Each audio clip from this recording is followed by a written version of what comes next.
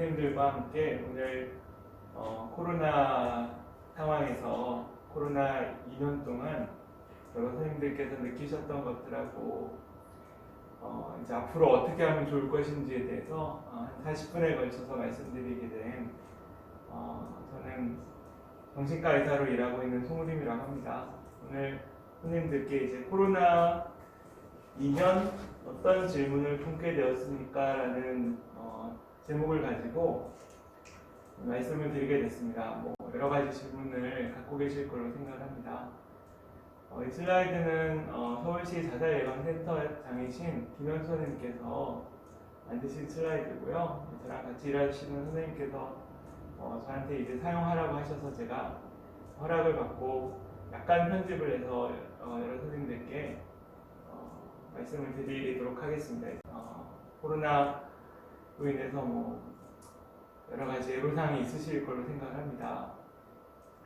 그 애로사항이 이제 정신적인 것들이 갈수록 비중이 높아지는 것 같아서 이 정신적인 문제들을 우리가 어떻게 헤쳐나가면 좋은지에 대해서 여러 선생님들께 제가 그냥 도움이 될지 안 될지는 잘 모르겠습니다만 제가 생각하고 있는 바를 말씀드리도록 하겠습니다. 생각하시는 게 많죠. 학생들한테 질문하는 건데 요즘 학교가 이번 달부터는 대면으로 전환이 됐죠. 위드 코로나가 시행되면서 학생들이 학교에 가게 됐는데 아직까지 100% 출석하는 것 같지는 않고 번갈아 가면서 대면과 비대면을 섞어서 아직 하는 것 같습니다. 그런데 제가 코로나를 저는 처음에 어떤 기억을 가지고 있냐면은 제가 그 전문의 시험 출제를 들어가게 됐는데 그게 아마 11월인가 12월인가 됐던 것 같아요. 갑자기 이제 그 코로나라는 것이 이제 들어오면서 전문의 시험 출제는 합숙 출제거든요. 근데 그것을 이제 못할 것 같다 라고 하면서 이게 이번에 전문의 시험 못 볼지 모르겠다 이런 혈압순례가 가면서 그러면 올해는 전문의 시험 그냥 좀 나중에 보겠구나 하고 있었는데 갑자기 들어오라고 그러더라고요. 합숙하러. 근데 이제 코로나가 이제 그때 막 번지느냐 안 번지느냐 하는 그런 상황이었는데 잔뜩 긴장을 하고 합숙을 들어갔던 생각이 나요. 그게 벌써 2년 전이고 그 당시에 이제 마스크를 하루 종일 정말로 합숙을 할 때 마스크를 하루 종일 써야 됩니까? 라는 질문을 했던 게 생각이 납니다. 그 당시에는 그 일상생활 할 때 마스크를 쓰지 않았거든요. 일상생활 할 때는 마스크를 쓰지 않고 합숙을 한다니까 하루 종일 마스크를 쓰고 있으라고 해서 놀래서 아니 그게 말이 돼요? 라고 물어봤던 기억이 나는데 지금은 마스크를 쓰는 것이 너무나 당연한 일상이 되고 특히 이 초등학교 1학년 유치원 다니는 학생들이 이 마스크를 쓰는 게 너무 당연시 여겨지는 이 학교 생활을 하고 있더라고요. 마스크를 안 쓰는 것이 더 어색하고 우리는 마스크를 쓰는 게 굉장히 놀라운 사건이었는데 초등학교 저학년 학생들, 유치원 학생들한테는 이제 마스크를 벗으라고 하면은 그게 더 어색하고 놀라운 사건이 될 것으로 생각이 됩니다. 그래서 2년이 지났죠. 2년 동안 학교에서 어떤 일이 있었냐면은 학교 갔다 안 갔다 하고 대부분 이제 비대면 수업을 하기 때문에 비대면 수업은 출석을 체크하기 어렵잖아요. 그래서 그 줌으로 인사한 다음에 다들 유튜브를 보는 그런 학교 생활을 했다고 해요. 친구 만나는 것이 옛날에는 권장되었지만 권장되지 않고 선생님들도 이제 청장년층에 있으신 분들이 저녁에 학교나 이제 회사 끝나고 같이 저녁을 먹고 이런 기억이 이제 까마득하실 겁니다. 그럼 남는 시간은 학생들은 주로 뭘 하냐 보니까 이제 게임과 유튜브를 대부분 하고 지낸다고 해요 요즘에. 그렇게 2년을 보냈는데 이제 위드 코로나가 이제 되면서 앞으로 코로나를 독감처럼 생각하면서 마스크를 좀 벗고 다니는 시기가 이제 몇 달 안에 도래는 할 것 같은데 이렇게 2년 몇 개월을 보내면서 우리 인생에서 앞으로 어떤 일이 벌어질지에 대해서 수많은 사람들이 갑론을박을 하고 있습니다. 이 일이 굉장히 위중하고 중요한 일인 것 같은데 앞으로 어떻게 될 것인지 전망이 그렇게 밝은 것 같지는 않습니다. 사람들이 지금 머릿속에 품고 계신 질문들은 이런 겁니다. 자, 학교에 가던 학생들이 학교에 가지 않고 집안에 머무르고 직장에 가시는 분들도 요즘에는 직장을 가시는 경우가 많지만 재택을 하게 되면서 대체 집이란 무엇인가라는 의문을 많이 갖게 된 것 같아요. 가정이 무엇이었고 옛날에는 이제 인생의 무게중심이 가정주부가 아니시면은 다 가정 밖에 위치했죠. 집은 이제 자러 오는 곳이었던 경우가 많은데 가정에서 대부분 시간을 보내면서 가족들과 지내는 시간이 늘어나면서 가정이 대체 무엇이고 우리에게 학교란 무엇이고 직장이란 무엇이고 우리가 사는 동네란 무엇이고 이제 동사무소는 뭐하는 곳이고 구청은 뭐하는 곳이고 보건소는 뭐하는 곳이고 더 나아가서 이제 국가란 대체 어떤 기관이냐. 지금 코로나가 이렇게 막 번지고 있는 동안에 국가는 우리에게 어떠한 일을 해주는가. 명령은 많이 내리는 것 같은데 막상 이렇게 혜택이 돌아오는 것 같지는 않고 그런 느낌을 받고 있는 것 같아요. 그래서 결국에는 이 질문이 우리는 기관으로부터 보살핌을 받고 있는가, 그리고 우리는 이 보살핌을 받음으로써 어떤 것을 원하는가, 우리가 해줄 수 있는 것은 무엇인가, 집과 가정과 학교와 직장과 나라에게 우리가 해줄 수 있는 것과 우리가 도움을 받아야 되는 것은 무엇인가. 친구라는 것이 중요한 존재라는 이야기를 듣고 자랐는데 2년 동안에 친구를 만나지 말라는 권고를 계속 끊임없이 주입을 받는 거죠. 사람 만나지 마라, 저녁 먹지 마라, 빨리 집에 가라, 이런 권고를 들으면서 우리에게 이제 굉장히 좀 그동안에 가졌던 가치관과 다른 권고를 받기 때문에 혼란이 주어질 것 같습니다.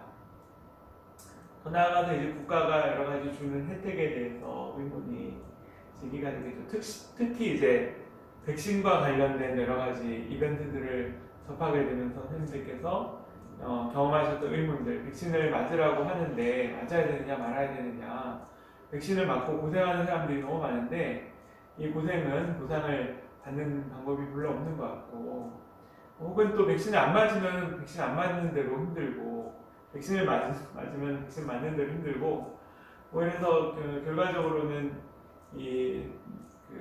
스페인 독감 이래 한 100년 만에 이 세상이 뒤흔들리게 된 거죠.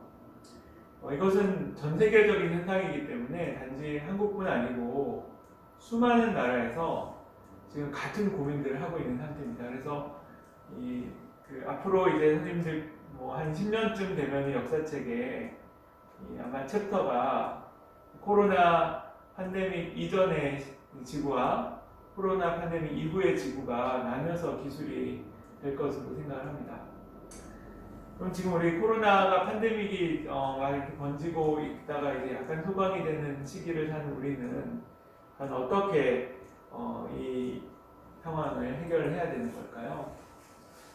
지금 이제 중간고사 끝난 시기고 학생들이 이런 고민을 하고 있다고 합니다. 10월달 상황인데 지금은 상황이 많이 바뀌었죠. 위드 코로나가 되면서 코로나가 이제 더 많이 번져가고 있는 상태인데 중증 환자는 조금 늘어나는 것 같기도 하지만 사실은 추세적으로 봤을 때는 줄어드는 경향이 있습니다. 왜냐하면은 백신도 많이 맞으셨고 코로나에 대한 어떤 면역력도 분명히 생겼고 그 다음에 이제 중증이 될 만한 그런 분들은 사실은 코로나를 이제 또 많이 경험을 해버리신 상태가 된 거죠. 2년 동안 수많은 분들이 코로나 걸리신 겁니다. 코로나 걸렸다 낫고. 그래서 지금은 이제 코로나가 이제 팬데믹은 아니고 이제 점점 독감처럼 일상생활에 이제 적응해가는 그런 상황이 될 것으로 생각하는데, 이제 이미 위드 코로나를 시행한 서양을 보시게 되면은 앞으로 우리나라가 어떻게 진행이 될지를 예상을 좀 해볼 수 있습니다. 그러니까 서양 사람들 보시면은 지금 미국 엄청나게 코로나 많고 확진자 지금 한국에서 지금 하루에 100명이다 1000명이다 막 이러면서 매일매일 카운트를 하지만 사실 서양에서 생기는 거에 비하면 전 진짜 미미하다고 할 수 있죠. 한국이 사실은 선생님들 이 한국에 대한 불신이 진짜 크실 텐데 객관적으로 보면 잘했습니다. 그동안에 잘했어요. 그러니까 왜냐하면은 환자 수가 일단은 적고 서양에 비해서 방역적인 측면도 이 한국 안에서 보기에는 굉장히 미진한 측면이 많은데 한국 밖에서 보면은 한국이 굉장히 모범 사례로 꼽힙니다. 열심히 검사를 하고 그다음에 이제 코로나 걸리신 분을 계속 추적해서 주변 사람들을 다 서치를 하고 치료도 굉장히 적극적으로 제시하고 이런 K 방역이라고 하는 이게 K 방역이라는 것에 대한 의문을 가지신 분도 많겠지만 잘했습니다. 잘해서 이만한 거죠. 여기는 이제 여러 가지 시민들이 열심히 협조해 주신 것도 있고 정부가 애를 쓴 것도 있고 여러 가지가 있는데 한국의 스타일이 어떤 스타일이냐면은 다들 느끼시다시피 좀 뼈를 갈아넣는 그러니까 약간 개인의 희생을 바탕으로 그 공공의 어떤 그 뭐랄까요 정책이 약간 좀 매시브하게 진행이 돼도 개인이 그거를 수긍을 해주는 그런 사회 문화가 있기 때문에 가능한 거예요. 제가 예전에 이제 그 이탈리아에서 그 팬데믹이 막 퍼졌을 때 초반에 인터뷰를 보니까 이태리에서 이제 그 간호사께서 막 울면서 하시는 말이 지금 주 6일을 출근하고 있다라고 하시면서 막 우시더라고요. 그러니까 뭐랄까 이제 그 일의 역치 자체가 서양하고 한국은 굉장히 다른 것 같아요. 한국은 근대화가 빠르게 진행되면서 자신이 손해를 보더라도 뭔가 목표를 달성을 해내는 그런 이제 사회적인 문화가 있는 것 같고 서양 사람들은 굉장히 좀 쉬엄쉬엄 살다가 갑자기 뭔가 일을 좀 해야 될 시기가 도래하니까 힘들어하면서 버텨내지 못하시는 모습을 많이 보이셨던 것 같아요. 지금은 이제 서양 분들도 코로나에 어느 정도 적응을 하셨지만 초반에 코로나가 막 번질 때 한국 사람들은 이런 것이 좀 일상적으로 뭐 방역 대처하고 힘들게 일하고 이런 것이 조금만 더 노력하면 되는 정도의 일이었는데 물론 지금은 다들 뻔하고 계셨지만 그 당시에 그런 일이 있었는데 서양 분들은 도저히 적응을 못 하시는 것 같더라고요. 아무튼 그 일을 하시는 분들의 헌신에 힘입어 사실은 방역이 괜찮게 이루어졌다라고 할 수 있습니다. 그렇지만 분명히 안 좋은 것들이 있죠. 이 차별화가 심해진 것은 사실입니다. 특히 지원이 대기업 중심으로 지원이 되면서 그러니까 뭔가 있는 사람들은 혜택을 좀 더 많이 받게 되었고 없으신 분들, 소외되신 분들께는 물론 혜택이 없는 건 아니지만 상대적으로 좀 덜 해졌다라고 볼 수 있겠습니다. 그리고 한국은 기본적으로 과로하는 사회이기 때문에 과로를 안 그래도 과로를 하고 있는데 코로나 때문에 더욱더 과로를 하게 되는 경우가 많이 생겼고 이 코로나 방역을 버티기 위해서 수많은 이제 보건의료인이라든지 공무원들이 뼈를 갈아 넣으면서 이것을 버티면서 다들 이제 그로기 상태가 됐다는 어두운 측면이 있죠. 그래서 이런 요구가 있죠. 국가가 이제 앞으로는 보상을 충분히 해줘야 되고 위로를 해주길 희망한다. 일상에서 충분히 회복했으면 좋겠다. 이 일을 바탕으로 전화위복적으로 지역에서는 서로 도울 수 있는 상생적인 구조를 갖춰 나갔으면 좋겠다라는 요구가 드디어 이제 일어나고 있는 것 같습니다. 불평등에 관한 것이 굉장히 많이 부각이 됐습니다. 다시 말해서 코로나로 인해서 타격을 받으신 분들은 누구인가 라고 봤을 때 결국에는 취약계층이 훨씬 더 타격을 많이 받았던 거죠. 그러니까 좀 취약하지 않은 계층은 코로나가 와도 물론 당연히 힘들겠지만 이제 어느 정도 버틸 수가 있는데 취약한 계층, 다시 말해서 대민을 기본으로 살아야 되는 소상공인들, 그리고 하루 수입이 그 생활과 굉장히 직결이 되시는 분들, 이런 분들이 굉장히 직격탄을 맞게 된 거죠. 그래서 코로나가 2년이 지났는데 소득적인 불평등이 코로나 이전에 비해서 굉장히 심해졌습니다. 잘 사시는 분들은 코로나가 어떤 기회가 돼서 더욱더 그 본인의 입지가 다져진 측면이 있고, 평소에 취약하셨던 분들은 코로나로 인해서 더욱더 생활이 힘들어지는 그런 불평등이 심화된 것은 분명한 사실이고, 앞으로 코로나가 지나고 난 뒤에 이 불평등을 어떻게 해소해야 될지가 정책을 입안하시는 분들의 주된 관심사가 될 것입니다. 서양에서도 끊임없이 제기되고 있는 것들이죠. 제가 이런 말씀을 드리려고 이 슬라이드를 만든 건 아니고요. 중요한 거는 이 불평등과 같은 문제는 이제 정책적으로 해결을 분명히 해야겠죠. 하지만 정책적으로 해결이 되는 것은 굉장히 먼 일이고, 현재 우리는 어쨌든 제가 이런 말씀을 드리는 건 굉장히 조심스럽지만 현재 지금으로서는 각자 도생을 좀 하셔야 됩니다. 스스로가 스스로를 보호하는 이런 과정이 지금은 필요한 거죠. 자, 그러면은 코로나가 지금 2년이 되면서 다들 번아웃이 되는데, 여기 그 언론에서 조사한 것인데, 코로나로 인한 후유증이 이렇게 나와 있습니다.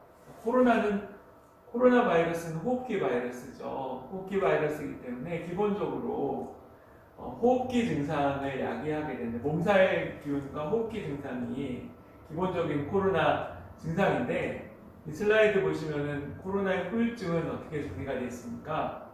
호흡기 증상은 저 밑에 있고, 만성 피로, 통증, 기억력 저하, 후각장애, 불면증, 미각 저하, 스트레스 탈모, 그다음 우울증, 이런 식으로 선생님들께서 그 체감을 앞으로 하실 이 코로나의 후유증은 호흡기 증상이 아니고 신경정신 계통의 증상들이 대부분을 차지하는 것을 보실 수가 있어요. 그래서 앞으로 선생님들 건강 관리를 하실 때 주안점을 두셔야 되는 게 바로 이런 피로, 통증, 기억력, 불면증, 스트레스, 우울증과 같은 정신 건강적인 측면을 계속 강조받게 되실 겁니다.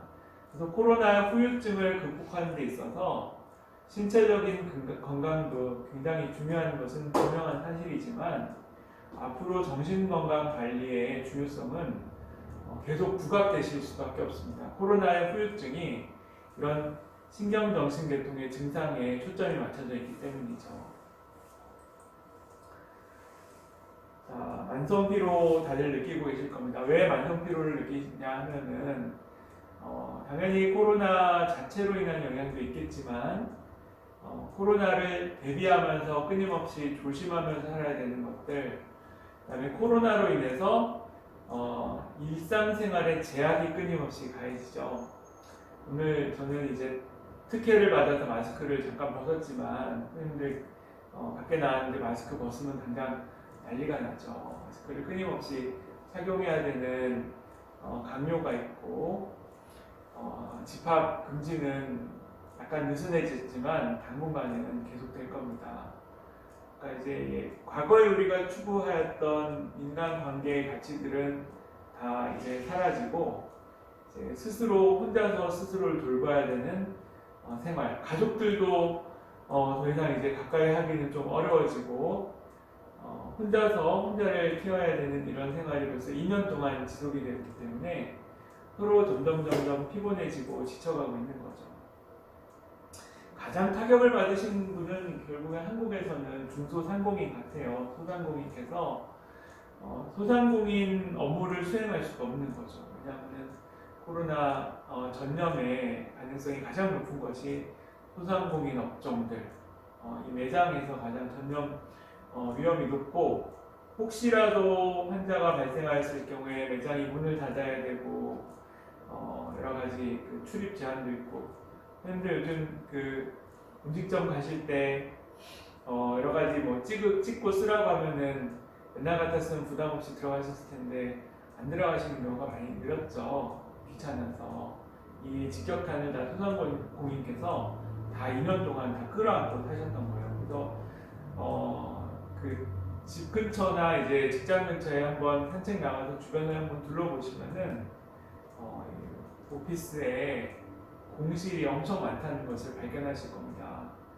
강남역, 뭐 종로, 명동 할 거 없이 다 텅텅 비어 있습니다. 다 소상공인께서 문을 닫으셨다는 얘기죠.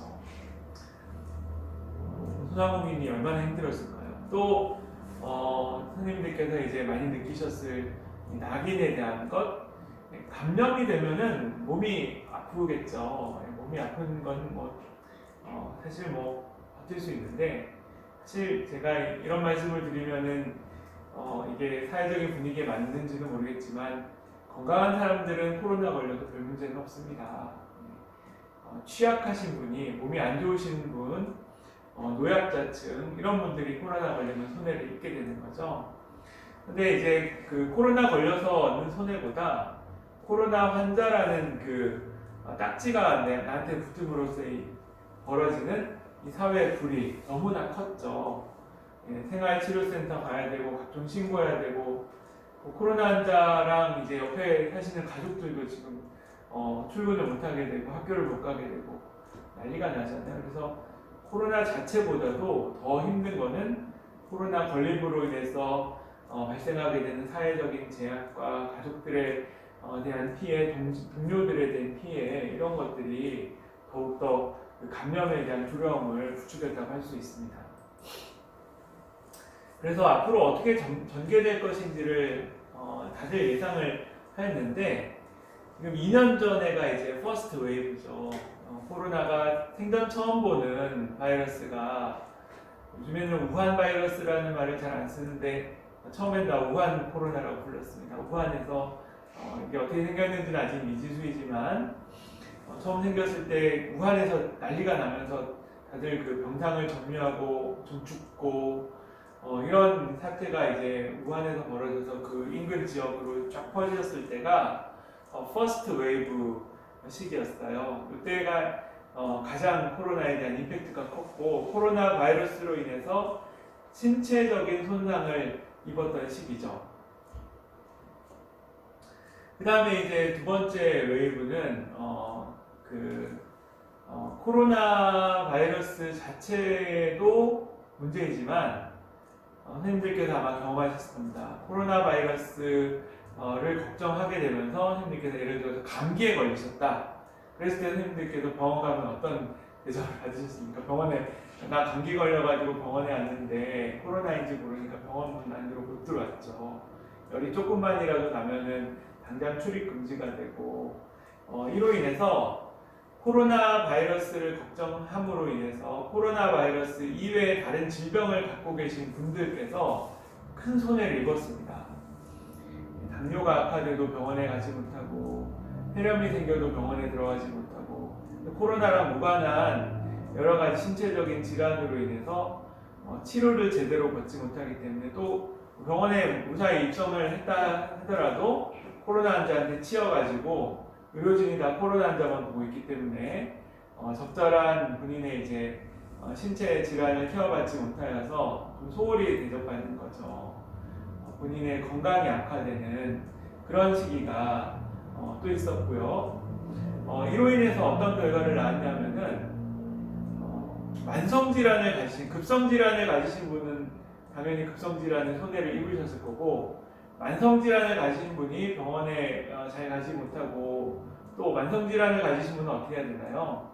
고혈압과 당뇨와 고지혈증, 이것으로 대표되는 대사증후를 가지신 분은 기본적으로 집 밖에 나가서 활동을 해야죠. 팔다리를 움직여야지만 만성질환이 관리가 되는데, 뉴스에서 항상 집에 계십시오, 밖에 나오지 마십시오, 사람 접촉하지 마십시오, 마스크 쓰십시오, 이런 이제 공고를 듣다 보니까 이런 만성질환을 가지고 계신 분이 집 밖으로 나오지 않고 하루의 대부분의 시간을 집에서만 머무르는 그런 결과를 나왔던 거죠. 그러면은 그 영향으로 인해서 만성질환이 관리가 되지 않고 계속 나빠지고, 당뇨가 있으신 분은 당이 높아지고, 혈압이 있으신 분은 혈압이 조절이 되지 않고, 고지혈증 있으신 분은 더욱더 고지혈증이 심해지고, 이런 지금 경로를 밟고 있는 게 코로나 2년차 때 상황입니다. 그러면 3년차, 4년차 때 어떻게 될 것인가가 이제 초미의 관심인데, 3년차, 4년차 때, 5년차 때부터는 여기 마지막에 나있는 빨간 그림이 생길 것으로 전문가들은 다 예상을 하고 있습니다.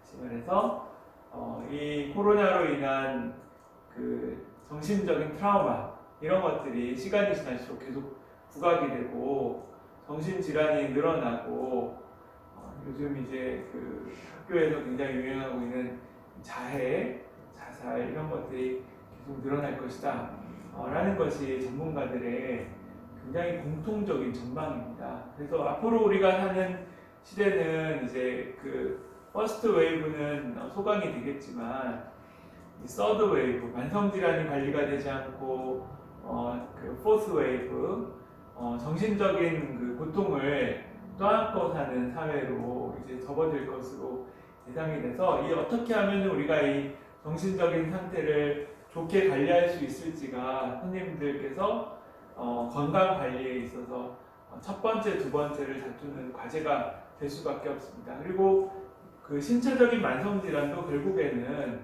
이 마음의 영향을 굉장히 많이 받기 때문에 정신 건강 관리가 신체 만성 질환을 케어하는 중요한 포인트거든요. 그래서 정신 스트레스를 어떻게 조절하는지가 선생님들 그 앞으로 살아나가시는 데 있어서 관건입니다. 자, 지금 코로나와 같은 것은 이제 굉장히 매시브한 스트레스죠. 여기 보시면은 코끼리를 비유를 해놨는데,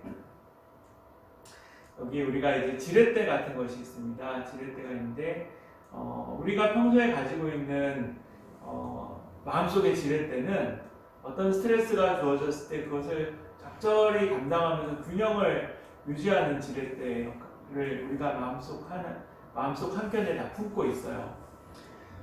그런데 이제 적당한 스트레스가 아니고 코끼리와 같은 스트레스가 이제 얹어진 거죠. 최근 2년 사이에. 그러면 어떻게 되겠습니까? 지렛대가 판이 코끼리가 이제 그 판이 올라가면은 이렇게 휘겠죠.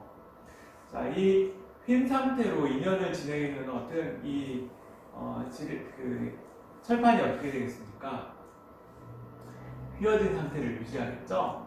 네, 다시 말해서 적정한 스트레스가 이제 우리에게 주어지고 우리가 그것을 적당히 회수를 하게 되면은 우리 마음속에 있는 스트레스를 견디는 지렛대는 이 원래의 상태를 유지를 충분히 할 수가 있어요. 이것을 복원력 혹은 회복 탄성력이라고 부르는 것이죠. 하지만 이 정도 스트레스가 2년이 넘게 지속이 될 때는 우리 마음이 갖고 있는 기본적인 회복 탄성력이 구부러진 상태가 2년 동안 지속이 되기 때문에 코로나가 이제 소강이 되고 독감과 같은 상태로 넘어간다 하더라도 우리 마음속의 지렛대는 여전히 휘어져 있을 가능성이 높습니다. 그래서 우리가 이런 회복 탄성력이 소실되기 이전에 스트레스를 최대한 관리를 해야 됩니다. 그래서 스트레스라는 것은 선생님들께서 우리가 가지고 있는 기본적인 인상은 없애고 싶고 안 받으면 좋은 것이라는 인상이 있지만, 사실 이 스트레스를 연구하시는 분들이 조사한 바에 따르면은 이 스트레스는 결코 없앨 수 있는 성질일 것이 아니고 다만 관리를 해야 되는 것이다 라는 것이 정설입니다. 다시 말해 스트레스를 본인이 가지고 있는 스트레스를 견딜 수 있는 가장 적정의 포인트를 찾아서 이 포인트 안에서 이 스트레스를 유지할 수 있는 것이 관건이 되는 거죠. 여기 나와 있는 것처럼 이 스트레스가 너무 많으면은 아까 보이는 그 지렛대처럼 회복 탄성력이 소실이 돼서 여러 가지 불안하고 가슴이 두근거리는 공황 증상이 나타나고 뭔가 치밀어 오르는 분노도 나타나고 그러다가 점점 기운이 빠지고 이런 이제 상태로 접어드는 이런 경로를 밟은 사람이 있고, 혹은 이 스트레스가 너무 주어지지 않는 경우에는 또 어떻게 되냐면은 내가 무언가 할 수 있는 동기가 없는 거죠. 스트레스가 조금이라도 있어야지만 밖에 나가서 운동이라도 좀 하고 그럴 텐데 스트레스가 주어지지 않으면은 오히려 더 집안에만 가만히 머무르게 되고 액티비티가 줄어들기 때문에 내 몸은 오히려 더 그 처지는 상태를 갖는 거죠. 그래서 내 몸이 적당히 유지할 수 있을 정도의 좋은 스트레스를 유지하는 것이 관건인데, 그래서 오늘날 더 이상 스트레스를 없애자라는 표현은 병의원이라든지 보건소라든지 공공기관에서 더 이상 사용하지 않고 스트레스를 적정하게 관리를 하면서 유지를 하자라는 것이 굉장히 중요한 관건이 됐어요. 자, 이거는 서울시 코비드-19 심리지원단에서 만든 그 가이드인데 굉장히 좋은 내용을 담고 있기 때문에 소개를 드리도록 하겠습니다. 자, 아까 코끼리를 안고 사는 그림을 보여드렸는데 이게 바로 코로나 스트레스 과부하 현상을 은유적으로 표현한 그림입니다. 자, 어떤 변화를 일으키는지 보면은 코끼리가 잠깐 얹었다가 이제 떨어지면은 우리가 그냥 코끼리가 좀 들어와서 좀 힘들었다라는 기억만 남고 아주 그 우리 마음속에 뭔가 변형은 없었을 텐데 지금 2년을 코끼리를 안고 살았단 말이에요. 자, 그러면은 다들 뭔가 이렇게 느끼실 겁니다. 뭔가 답답하고 견디기 힘들고 더 이상 이렇게 지낼 수 없을 것 같은 느낌, 이런 느낌을 가지게 될 텐데 이 느낌이 내 몸에 원래 내가 가지고 있는 기본적인 나의 평형 상태를 변형을 시켰다 라고 한다면은 그때부터는 변형된 상태가 유지가 됩니다. 다시 말해서 스트레스에 의해서 손상된 몸 상태가 스트레스가 설령 없어질지언정 복구되지 않고 계속 손상된 상태가 쭉 이어지는 그런 현상을 낳습니다. 이런 것을 약간 좀 어려운 말로 표현하면은 만성 누적 스트레스 과부하라는 말로 표현하는데 영어로는 알로스테시스 혹은 알로스테틱 로드라고 이제 그 미국 사람이 이제 일컬은 용어를 한국에 딱히 번역할 말이 없어서 이런 말로 번역을 했습니다. 다시 말해서 스트레스가 나의 그 회복 탄성력을 손상을 시켜서 그 이후에 스트레스가 지나갔다 하더라도 코로나 바이러스가 소강 상태로 넘어가서 코끼리가 내 마음속 저울에서 치워졌다 하더라도 내 마음속 저울은 그 회복력을 잃어버리고 변형된 상태로 유지되는 상태로 넘어간다는 거죠. 이런 현상의 대표적인 것이 바로 우울증입니다. 우울증은 본인이 가지고 있는 정신적인 고통에 대한 회복 탄성력이 소실이 된 상태라고 볼 수 있어요. 회복 탄성력이 유지가 되면은 한 일주일 정도 막 마음이 힘들고 우울하고 이런 느낌이 있다 하더라도 원래 컨디션으로 복귀가 되는데 우울증이 와서 내 마음속에 지렛대가 굽어져 버린 상태라면은 우울증이 이제 나를 우울하게 만들었던 무엇이 없어진 상태라고 할지라도 우울증 상태가 그냥 저절로 유지되는 성질을 가지고 있습니다. 코로나에서 이제 아까 빅피처에서 보여지는 포스 웨이브에서 2년, 3년을 코끼리 안고 살아주셨던 분들이 4년, 5년째 코끼리가 없어지면은 마음이 편해질 것인가? 라는 질문을 했을 때 전문가들이 안 그럴 것이다 라고 생각한 게 바로 이러한 이유 때문이죠.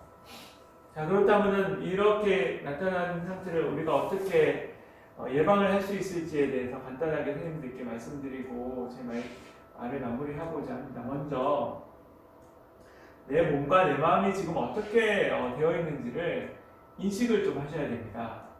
이것을 가장 쉽게 인식하실 수 있는 방법은 맥박으로 되어 있습니다. 맥박. 다시 말해서 내 몸이 과부하 걸렸는지, 우리 몸에서 엔진을 담당하는 기관은 심장이죠. 심장이 과도하게 우리 스트레스를 감당하기 위해서 부하가 걸리지 않는지, 심장이 부하가 걸리면 어떻게 됩니까? 심장이 빨리 뛰겠죠. 그러면 우리가 목이라든지 손목을 통해서 혹은 이제 가슴의 그 심장 자체의 느낌을 통해서 지금 심장이 과부하가 걸렸다는 것을 캐치를 하실 수가 있습니다. 이게 바로 코끼리가 내 몸속에 들어앉았다는 그런 징조죠. 이때 선생님께서 이제 맥박이나 호흡수를 통해서 지금 내 몸 안에 지금 코끼리가 와서 들어앉았구나라는 것을 우선은 인지를 해야 됩니다. 그런데 다들 바쁘게 사시니까 이거 인지 못하고 그냥 그러려니 하면서 지내시다가 2년, 3년 이렇게 지나고 나서야 병이 돼서야 아시는 경우가 많습니다. 먼저 호흡과 맥박을 통해서 내 몸이 지금 과도하게 혹사당하고 있는 것은 아닌지 이런 것을 캐치를 하셔야 되고, 만약 그런 현상이 캐치가 됐다면은 한국 사회에서 좀 어려운 측면이 분명히 있지만 휴식의 시간을 가지시는 게 필요합니다. 한국에서는 참 쉬는 것이 어렵죠. 하지만 가급적이면은 적어도 30분, 1시간 만에 어떤 여유라도 확보하셔서 조금 릴렉스 하실 수 있는 시간을 가지시는 것이 필요합니다. 의외로 30분 정도, 1시간 정도 확보하시는 것은 그렇게 어렵지 않은 것으로 되어 있습니다.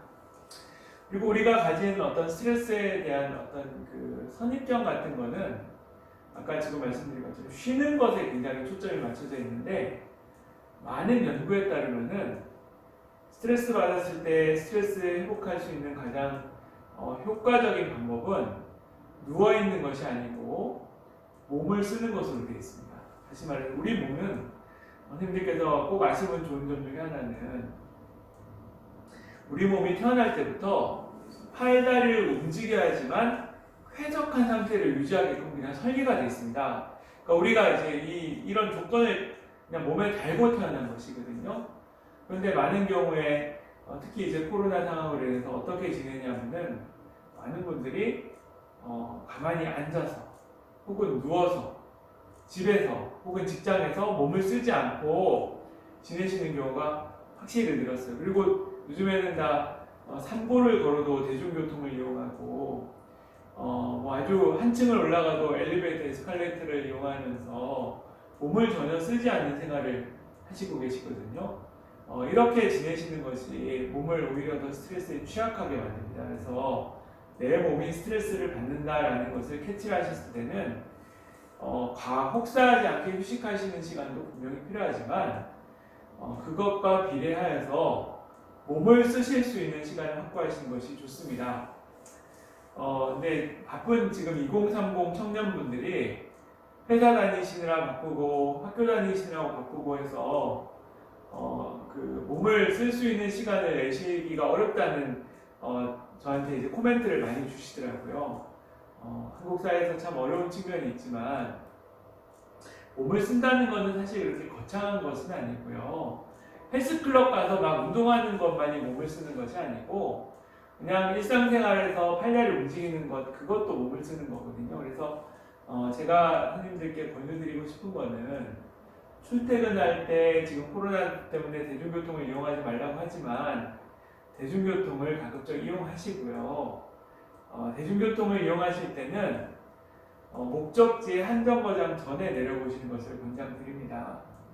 다시 말해서 저는 이제 그 일산에 직장이 있는데 일산에서 이제 그 지하철을 타고 여기 신림동으로 온다고 가정했을 때 지하철 타고 신림동 올 때 관악구청 내리기 한정거장인 신림역이나 공천역에 내려서 걸어오는 방법을 택할 수 있는 거죠. 그리고 퇴근할 때도 마찬가지로 내가 목적하시는 곳에 한정거장 전에 내려서 도보로 한 10분에서 20분 정도의 여유를 가지면서 권장하기로는 30분을 가장 권장을 합니다. 근데 시간을 내실 여유가 없다라고 한다면은 적어도 1-20분 정도의 시간을 도보 운동을 하실 때 그 하시는 쪽으로 할애를 하시는 것을 권유를 드립니다. 확실히 팔다리를 움직이시면은 그날의 컨디션이 좋아지고 그날의 수면도 그 팔다리를 움직이지 않는 날에 비해서 굉장히 좀 복구가 되는 것을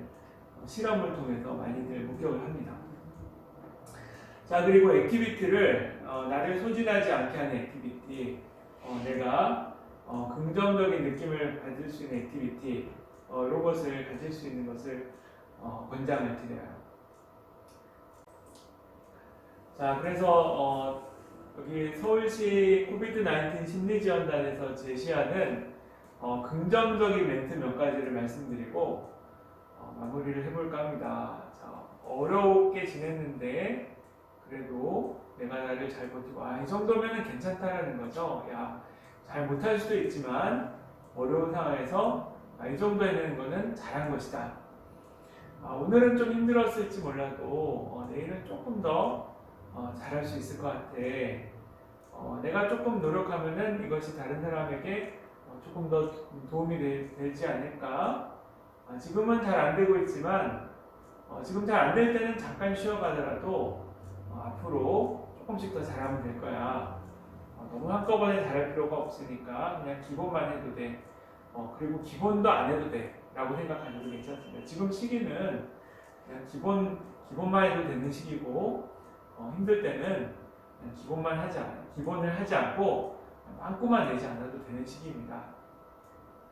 여기 보시면은 우리가 긍정이라고 하는 것을 강조하면서 긍정이 무조건 좋다, 무조건 좋은 쪽으로 생각하는 것을 긍정이라고 많이들 생각하시는데, 긍정이라는 것은 좋은 쪽으로 생각하는 거라기보다는 내가 처해 있는 현실 그대로를 인정하고 거기에 대해서 나쁘게 생각하지 않는 것을 긍정이라고 부릅니다. 그래서 긍정적인 분들이 하는 말 중에 가장 많은 말은 뭐냐면은 이 정도면 괜찮다, 이래도 되고 저래도 괜찮다, 뭐 더 잘 되면 좋지만 그때도 큰일이라는 것은 아니다, 이런 말씀을 많이 하시는 걸 볼 수가 있어요.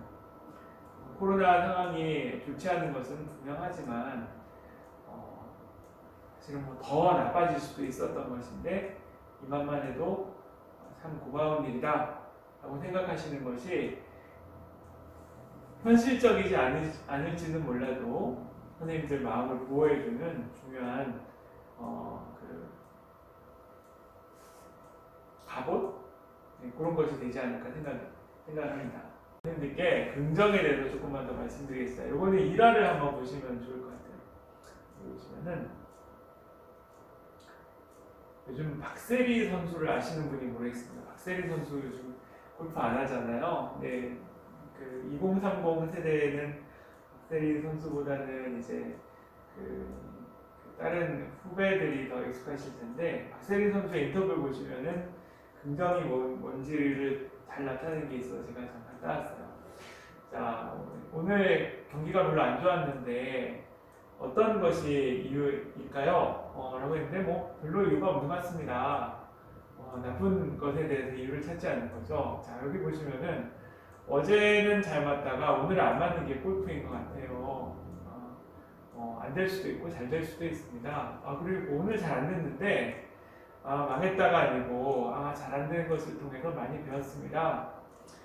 많이 배웠으니까 오늘 잘 안 됐지만 오늘 배운 걸 토대로 해서 내일도 더 열심히 해보겠습니다. 라는 이제 말한 거죠. 굉장히 박세리 선수가 이런 멘탈을 가지고 있기 때문에 골프가 잘 안 풀릴 때도 성공적인 라운딩을 할 수 있었다고 평가를 받습니다.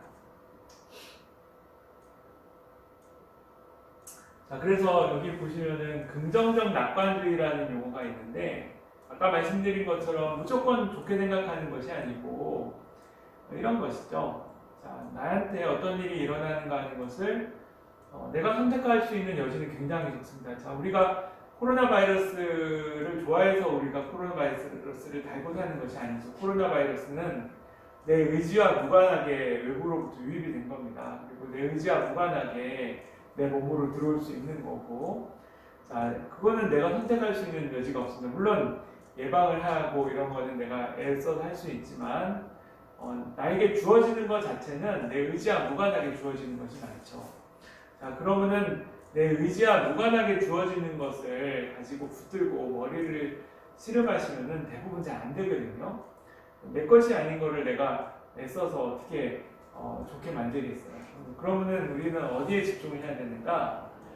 나에게 원하지 않는 것이 주어졌을 때 그 주어진 것을 가지고 씨름을 하시는 것이 아니고 주어졌을 때 내가 어떻게 거기에 대처하고 반응할 것인가, 이것이 나에게 주된 관심사가 되는 거죠.